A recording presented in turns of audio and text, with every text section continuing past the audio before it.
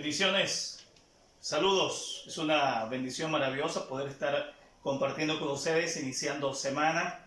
Hemos tenido toda esta semana de vacaciones y hoy, este día, pues estamos iniciando ya las clases. Y pues quiero felicitarles por su esfuerzo, su trabajo que están haciendo. El Eterno les bendiga, les provea esa fuerza, esa fe que necesitamos en este tiempo. Y también queremos bendecir y saludar a sus papás que han estado de la mano juntamente con ustedes, y es muy importante que no se descuiden para que ustedes puedan seguir aprendiendo. Y en este caso, la materia de Biblia que es sumamente muy importante, de hecho, por la cosmovisión que ustedes van a tener que enfrentarse después que salgan a la universidad. Así que, bueno, ya todos ustedes tienen ya sus resultados de exámenes de resumen, y esperamos que prácticamente ya la materia de Biblia terminó su periodo. Hoy iniciamos otro periodo en lo que es materia de Biblia. Este periodo va a ser bastante largo, pero muy importante, y vamos a ser muy explícito con la palabra de Dios. Quiero que me acompañe hoy a la página 153, a la lección 72. Hoy estaremos compartiendo el tema sobre el estado intermedio.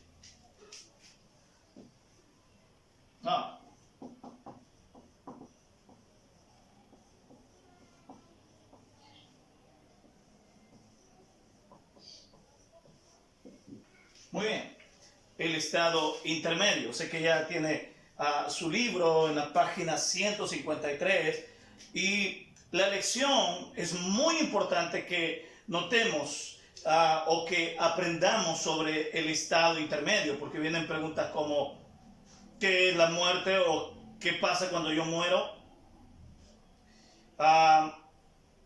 ¿Qué ocurre? ¿Para dónde voy? Preguntas que van a surgir, pero creo que es bien importante que podamos aprender en este momento. Ahora, para poder entrar fuertemente al tema del estado intermedio, porque el estado intermedio tiene dos posturas teológicas que las vamos a estar viendo en un momento, pero antes de entrarnos necesitamos saber qué ocurre cuando uno muere, porque el estado intermedio es ese espacio o esa etapa importante cuando alguien muere. Pero ¿qué ocurre cuando alguien muere? Esa es la pregunta muy importante, que necesitamos tocar algunos puntos de vista bien importantes. Por ejemplo, cuando tocamos este tema en la teología sistemática, es conocido como la escatología. Ahora, cuando entramos a la escatología personal, porque la escatología se divide en dos ramas, la personal y la cosmológica, pero ahora hablamos de lo personal. La Biblia enseña lo importante de este tema, porque es el destino ya sea del creyente y ya sea del incrédulo. El creyente tiene un estado intermedio y también el incrédulo tiene un estado intermedio, pero no es el punto que vamos a estar tocando fuertemente, pero usted debe de saberlo. La muerte no es la no existencia. Hablando de la muerte, no es que, muero y ya no existo más. Muero y hasta aquí se acaba todo. No. El principal significado de la muerte es separación. Yo totalmente me separo del cuerpo. En Génesis 38:18, creo que tiene la Biblia a la mano, busque la historia de Raquel. En la historia de Raquel va a encontrar en el verso 18 la frase: al salírsele el alma, murió. Note bien la expresión. Entonces, el alma sigue viviendo aunque separada de su cuerpo. El alma sigue viviendo aunque se haya separado de su cuerpo. Eso significa que no es que cuando uno muere deja de existir. No. es que cuando uno muere, el cuerpo se tiene esa separación. Pero es bien importante, muchachos, que ustedes puedan aprender lo que la Biblia indica sobre la muerte. Hay 3 tipos de muerte en la Biblia. En la cosmovisión bíblica encontramos en primer lugar la muerte física. La muerte física que implica el cese de la vida corporal. Y eso está en Eclesiastés capítulo 12 y versículo 7, sobre el cese de la vida corporal.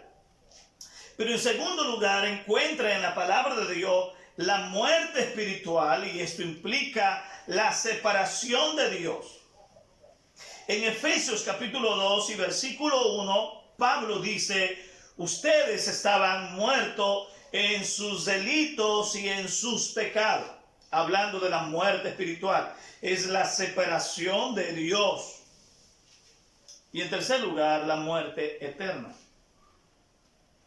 La muerte eterna es el castigo y exclusión de la presencia de Dios por toda la eternidad. En Apocalipsis 21:8 se habla del lugar, del destino de los que mueren sin Cristo eternamente. Y Apocalipsis dice que el destino es un lago de fuego que arde con azufre. Muy bien, desde ese punto de vista es bien importante entender. Ahora el panorama se nos amplía más y vamos a la lección 72, página 153. Inicia con un versículo bíblico de la palabra de Dios en Lucas 8:52.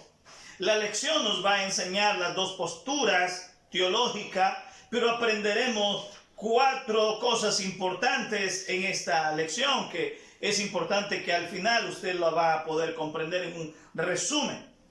Por ejemplo, se inicia con el verso 8, con el verso 52 del capítulo 8. No está muerta, sino que duerme.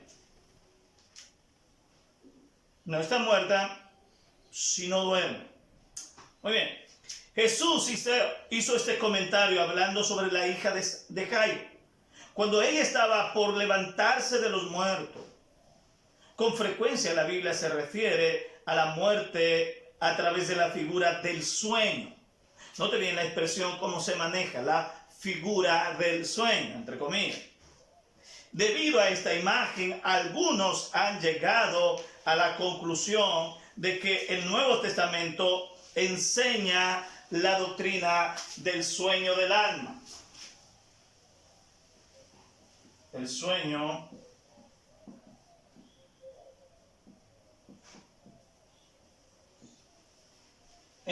del alma. Ok.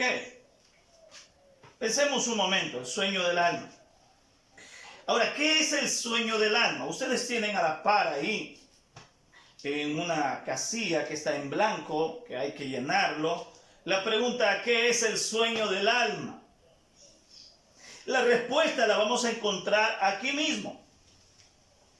Si usted sigue leyendo el segundo concepto, vamos a encontrar la respuesta a la pregunta que tenemos ahí. El sueño del alma suele ser descrito como, pude haber tenido ahí 2 puntos, pero, la pregunta y la respuesta a la pregunta ¿qué es el sueño del alma? Es la siguiente. Escriba: un tipo de animación suspendida del alma por un tiempo, entre el momento de la muerte personal y el momento en que nuestros cuerpos sean resucitados. Vuelvo a repetir. Un tipo de animación suspendida del alma por un tiempo entre el momento de la muerte personal y el momento en que nuestros cuerpos sean resucitados. Cuando nuestros cuerpos sean resucitados de los muertos, el alma despertará para continuar su conciencia personal en el cielo. Esta teología va a enseñarnos algo bien complicado. Y es importante que notemos eso. Por eso se hace lo que realmente están pensando unos, que es llamada el estado intermedio como el sueño del alma. Pero realmente vamos a ver también la otra parte sobre lo que realmente es el estado intermedio. Muy bien.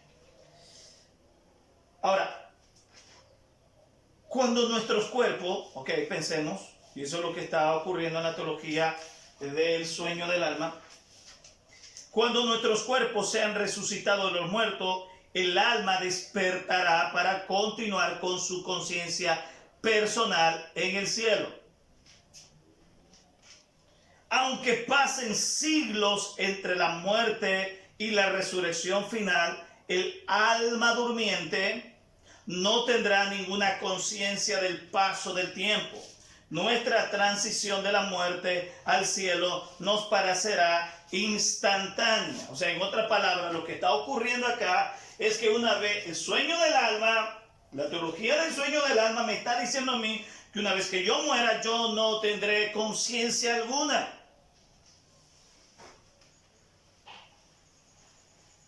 Yo no tendré absolutamente nada. Simplemente estoy esperando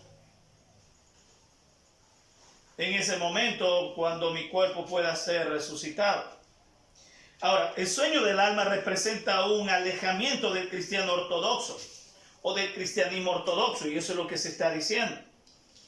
Permanece de todos modos firmemente enclavado entre una minoría de cristianos, porque un poco de cristianos creen en esto. Al punto de vista tradicional, se le conoce como el estado intermedio.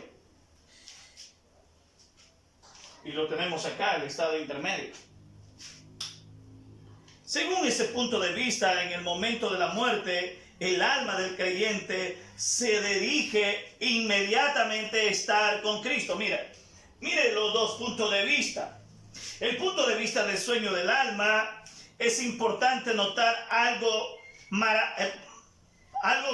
que nos va a diferenciar entre el punto de vista tradicional y el punto de vista del sueño del alma. Es que el hombre no tiene conciencia alguna, simplemente está suspendido, y es una transición y es un tiempo. Pero cuando llegamos al punto de vista tradicional del estado intermedio, entonces ese punto de vista dice que la muerte, el alma del creyente se dirige inmediatamente a estar con Cristo, para gozar de una experiencia personal, consciente. El hombre está consciente y continua mientras aguarda la resurrección final del cuerpo.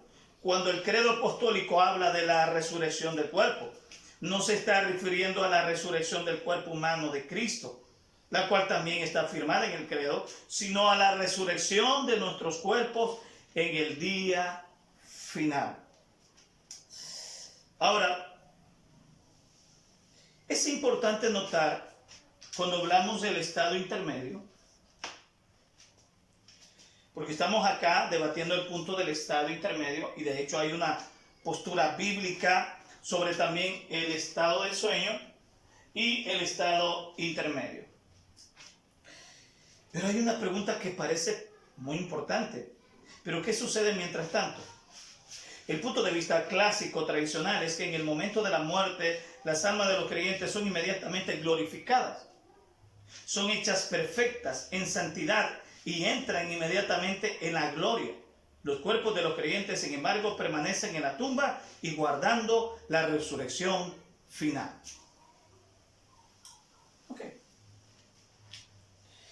Tenemos un apoyo extra a poder explicar el estado intermedio. Hay varias verdades sobre el estado intermedio de los creyentes. En primer lugar, mientras están en el cielo, estos santos tienen una intensa autoconciencia. y conocimiento de los demás y de la circunstancia del mundo. Automáticamente cuando yo muero y mi alma se separa del cuerpo, mi espíritu va a Dios, como dice Eclesiastés, mi espíritu va a Dios que lo dio, mi cuerpo va al polvo, pero mi alma, como creyente, va al Señor, va al cielo, con nuestro Señor Jesucristo. Pero voy consciente de todo. Voy con una mentalidad, voy con un conocimiento de mis seres queridos acá. Voy con un alto grado de conocimiento y de las circunstancias del mundo.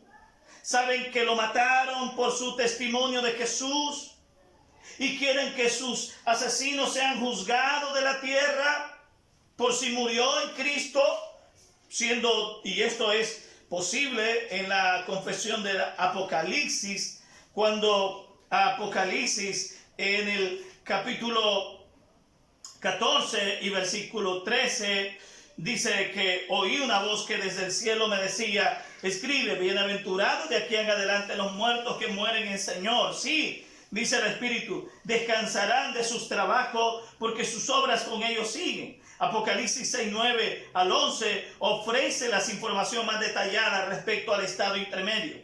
El apóstol Juan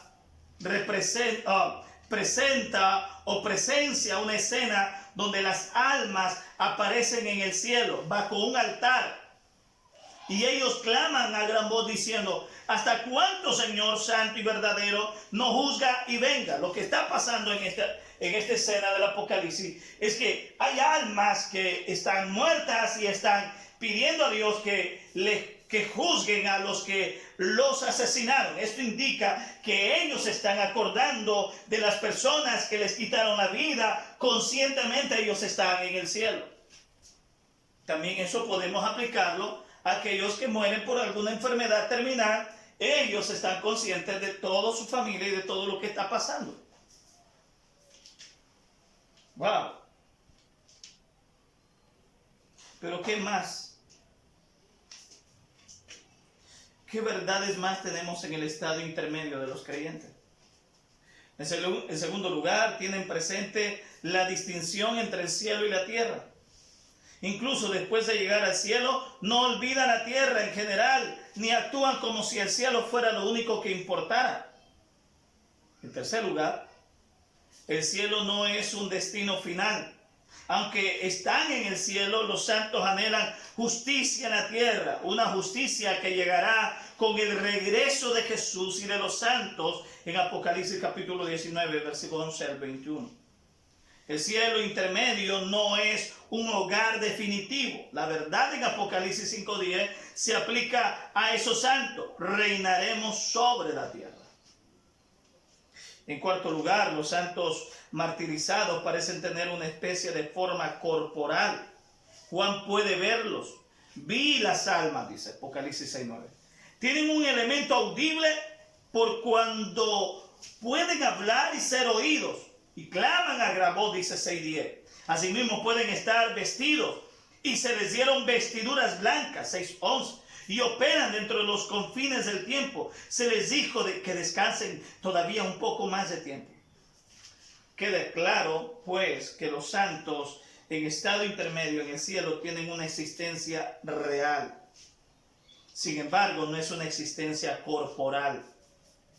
La muerte física se ha producido y sus cuerpos permanecen en la tierra aguardando la resurrección. Además, la resurrección del cuerpo sigue siendo futura. A pesar de todo, la presencia real, localizada de los creyentes en el cielo, parece ser la realidad. Después de estos puntos de vista importantes que yo he querido traer para que ustedes entiendan un poquito más del estado intermedio, porque hablar de este tema se requiere mucho tiempo. No una hora, ni 20 minutos, ni 32 minutos, se requieren semanas tras semana tras semana con un estudio exhaustivo. Pero estamos queriendo resumir para que ustedes lo puedan entender práctica y sencillamente. Muy bien. Ahora, El punto de vista clásico del estado intermedio es que la persona cuando muere, las almas de los creyentes son inmediatamente glorificadas, son hechas perfectas en santidad. Recordemos que allá no puede entrar cosa inmunda. Y entra inmediatamente en la gloria.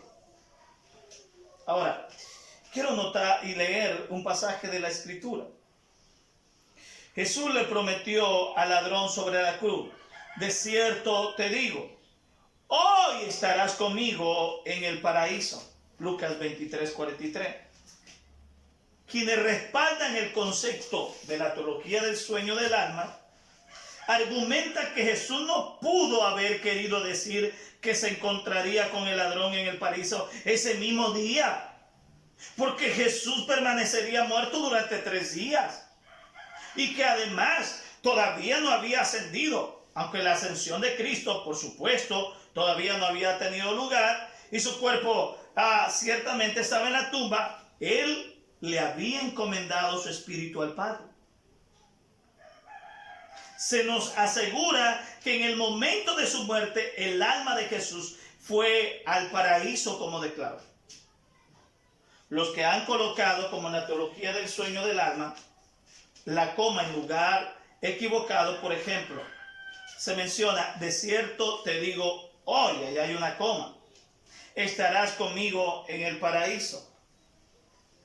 Todos sabemos que en el griego original se menciona: de cierto te digo, y ahí está la coma. Hoy estarás conmigo en el paraíso. Lo que enseña la teología del sueño del alma cambian, distorsionando. Al realizar este cambio en la posición del signo ortográfico, hoy se refiere al momento en que Jesús está hablando y no al momento en que Jesús se encontrará en el ladrón o con el ladrón en el paraíso. Esta posición de la coma, sin embargo, es poco probable. Al ladrón resultará perfectamente. En un primer punto, lo que está pasando en el estado intermedio es que el sueño del alma corresponde a un periodo entre la muerte y la resurrección final, en que el alma se encuentra en un estado de animación suspendida, inconsciente.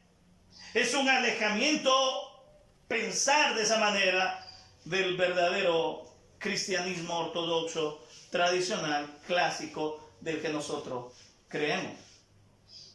Ahora, cuando hablamos una vez más del estado intermedio del creyente, o del estado intermedio, porque este es el punto del creyente, porque podemos tocar el punto del incrédulo, porque cuando hablamos cuando hablamos del estado intermedio del incrédulo, el estado intermedio de los incrédulos implica el tormento consciente en un lugar llamado Hades, término griego para la morada de los muertos. En la Septuaginta se usaba para traducir el término hebreo Sheol, que se refería al reino de los muertos en general, sin distinguir necesariamente entre las almas justas e injustas. Sin embargo, en el Nuevo Testamento el Hades alude al lugar de los impíos antes del juicio final, en el lago de fuego. El Hades sirve, por tanto, para describir un lugar temporal de tormento consciente para los impíos. Note bien, si hablamos del estado intermedio de los incrédulos y de los impíos, es el lugar llamado infierno, Hades, un lugar de tormento. La persona va ahí conscientemente. ¿Se recuerda usted a Rico y a Lázaro? El rico y Lázaro. Dice que Lázaro se despierta, digamos así, en el seno de Abraham. Y el rico se despierta en un lugar de tormento. Y el rico está pidiendo que el padre Abraham envíe a Lázaro, pero no puede. Pensemos el estado consciente de la persona dentro del infierno, dentro del Hades, un lugar de tormento. En otras palabras, está ahí conscientemente sufriendo los azotes del infierno y de su tormento. Ese es el estado intermedio del impío. Pero un concepto más del estado intermedio del creyente, el destino intermedio del creyente difiere drásticamente del incrédulo. Drásticamente. ¿Por qué? Porque implica una existencia consciente y apacible en el cielo con Jesús entre la muerte física y la resurrección del cuerpo. Recordemos cuando Esteban estaba siendo apedreado. ¿Usted se recuerda cuando Esteban estaba siendo apedreado? Dice que Esteban, mientras estaba siendo asesinado por sus perseguidores religiosos, dice que él vio al cielo. Vio al cielo. Y vio al Hijo de Dios que estaba a la diestra de Dios Padre. Entonces la pregunta puede ser, entonces, brother, ¿dónde estáis? ¿Dónde van los muertos en Cristo? Van hacia arriba, hacia el cielo, donde está nuestro lugar de descanso, nuestro paraíso. Es importante notar eso. Ahora, hay muchas preguntas que pueden surgir. Sé que ustedes me pueden estar preguntando mucho respecto a este tema, pero creo que lo básico le estamos meditando en este momento sobre el estado intermedio, sobre la teología clásica tradicional, que el estado intermedio descarta de la opinión sobre el sueño del alma. Cuando hablamos del sueño del alma, estamos hablando estamos refiriéndose sobre el desprendimiento de una manera animada, suspendida, donde yo puedo, donde yo estoy en el aire, me causa risa. Sin embargo, el estado intermedio es que yo automáticamente cuando muera voy directo a Dios, directamente a Dios. Y donde voy consciente de todas las cosas, voy acordándome de todo y llego a Dios. Oramos a Dios porque esta es la primera parte y queremos ver una segunda parte sobre el estado intermedio. Señor, te damos las gracias por el privilegio que tú nos has dado. Te pedimos que nos ayudes. Gracias por enseñarnos tu palabra, entender tu palabra, conocer tu palabra. Señor, a ti levantamos nuestras oraciones. Y que nuestro Señor Jesucristo pueda bendecir a todos nuestros familiares. Gracias, Señor, por enseñarnos tu palabra. En el nombre de Jesús. Amén. Hasta pronto, chicos. Nos vemos en la segunda parte de la clase del estado intermedio.